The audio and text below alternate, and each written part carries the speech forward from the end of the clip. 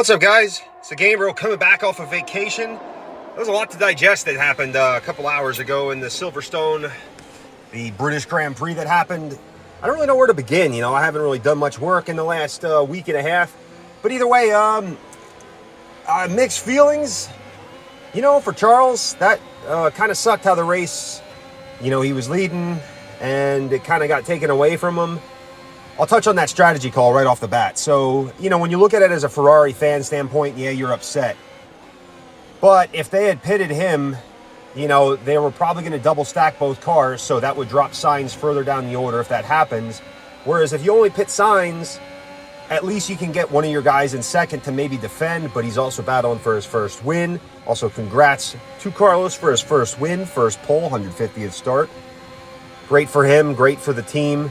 But either way, that was a damned if you do, damned if you don't type thing for Ferrari. What happens if they pit Leclerc and everyone else stays out, and he tumbles down the order? It was like a NASCAR type thing. You're fucked if you're leading, pretty much. So that little battle at the end of the race, man, talk about some fierce moves. And even at the start, also, hey, good thing Joe Guan Yu is okay. That was I saw that out of the corner of my eye thinking, is that a car upside down flipping across the gravel trap there? That was crazy to see on the start of the race, that contact. Just shows the safety of how far everything in F1 and the sport has come. Also, the Halo saving 2 lives today is in the F2 race was that Roy Nissany had that freak accident with some other guy, where he hit the sausage curb and just went right up into the Halo, right from the side pod in. That was a scary moment, perfect storm accident there. But once the race gets back going again, I guess because they didn't hit the safety car loop or something like that, it goes back to the starting order and they just move everyone up that was still running. A lot of cars had retirements today. Bad day for Sauber Alpha, Bottas having to retire as well. Both Haas getting the points. Had some good results there. That battle at the end with Verstappen and Schumacher, man, that was some heated stuff going on there. I thought Max maybe would have had to get a penalty for some of that stuff. He was really shoving Mick off the track there. And that's the other thing. Verstappen, missed opportunity today for Ferrari, with Verstappen having whatever issues with the underside of the car. Amazing to see how fragile the aero on that floor of maybe that car or what happened there. Because all of a sudden it was just gone. I'd love to hear a little bit more about what happened with Verstappen's undercarriage there, and just maybe the fragility of the Red Bull in general with their aero stuff. Because Leclerc was able to, be faster than Sainz, missing the whole front end plate there. Kind of reminded back to Jeddah last year when Hamilton had the whole front end ripped off his car, and he was still going. So it just shows where the aero dependency is coming on these cars, and whereas Perez's front wing end plate was gone, and it looked like he was just tumbling down the order at the start. Also, props to him for a good recovery drive. Even without that end there, he probably still would have made it, 4th or 5th? So that was a great drive from him. Driver of the day, I think, well deserved.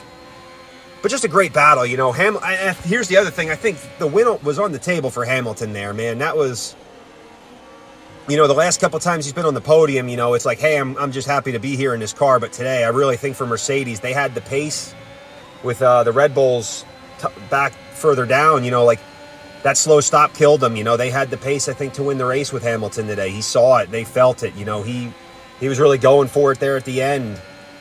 But it's amazing just to show you, once Perez got back up there towards the end, the difference in pace from that Red Bull is nuts. Just compared to the Mercedes. The Ferraris, their one-lap pace is good. But this weekend at Silverstone, it looked like Red Bull, wet, dry, you name it, man. They had it covered today. They had it covered this weekend. It just didn't go their way in the race. And in qualifying, qualifying was great to watch too, by the way. If you guys watched that, wow, that was awesome. The changing conditions, the way it just kept ramping up at the end there. You weren't really sure, so that was awesome. All in all, if you're an F1 fan, if you're a racing fan, you saw an awesome race today. You don't like to see crashes like that where the car goes, was on its riding the T-bar, pretty much ripped that off and just sliding the halo across the track that long. It's scary to watch that and just see him scraping along the gravel trap upside down and then get tossed. Luckily, floor first in the fence, but, get wedged in like that against the fence and the barrier. That could have been way more scary. if it were maybe the following lap or something like that at speed, who knows how far that car would have gone. And man, I wouldn't want to be a fan sitting on the other side of that Kedge fence. But either way, we got Austria next week. Got to think that might favor Red Bull again. Not really sure. That's a really power-hungry track. Not longest straightaways, but you're on the throttle there a lot, you know. So we'll see. Hopefully Ferrari maybe introduce something new. The cost cap is really starting to look like it's going to hurt some guys going forward. All the teams, you know, maybe we're riding bicycles. Cool to see also the Seb run of the FW14B on that carbon neutral stuff, whatever that was, on his birthday. Pretty much celebrating his own birthday in front of everyone.